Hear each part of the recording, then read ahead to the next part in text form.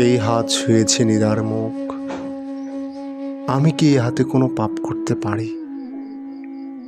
শেষ বিকেলের সেই ঝুল বারান্দায় তার মুখে পড়েছিল দুর্দান্ত সাহসী এক আলো, যেন এক টেলিগ্রাম।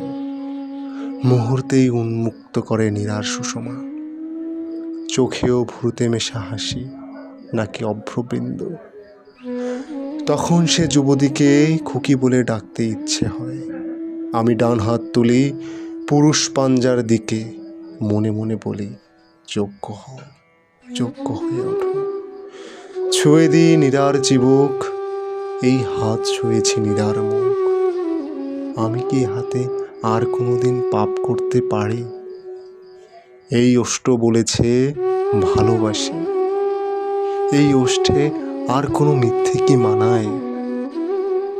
সিঁড়ি দিয়ে নামতে নামতে মনে পড়ে ভীষণ জরুরি কথাটা বলা হয়নি।